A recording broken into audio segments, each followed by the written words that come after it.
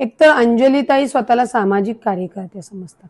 मला असं वाटतं की एका बाईचं कुंकू गेल्यानंतर दुसऱ्या बाईला ते जास्त समजतं, कारण का ती महिला असते. परंतु अंजली दमानिया मला वाटतं शूर्पणखा आहेत. कारण का जेव्हा रामाने सीतेला पळवून नेलं तरी त्यांचं या चुकीच्या गोष्टीला समर्थन होतं. रावणाने सीतेला जसं पळवून नेलं आणि त्याला दुजोरा देणारी, त्याच्या पाठीशी उभं राहणारी शूर्पणखा होती. अंजली दमानिया शूर्पणखेच्या भूमिकेत आहे आणि त्यांचं नाक कापावं लागणार आहे. आणि काय उदाहरण देता हो अंजलीताई, आपण काय उदाहरण देता? घरातला पाळीव कुत्रा गेला तरी दुःख होतं.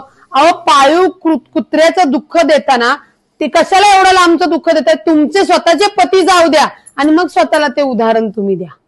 तुम्ही तुमच्या लेकरासाठी, तुमच्या कुटुंबासाठी उभे राहणार नाहीत? एक स्त्री म्हणून तुम्हाला या संवेदना, दुःख समजायला हवं होतं. परंतु तुम्ही नेहमीप्रमाणे जे काही सुपारी घेऊन तुमचे प्रकरण वाजवण्याची सवय जात नाही आणि त्याच्यासाठी तुम्ही ही जी टीका टिप्पणी करता, तर शूर्पणखा अंजलीताई, तुमचं नाक कापावं लागणार. माझी आपल्याला विनंती आहे की अजितदादा अचानक गेल्यामुळे आमचं हे दुःख फार मोठं आहे.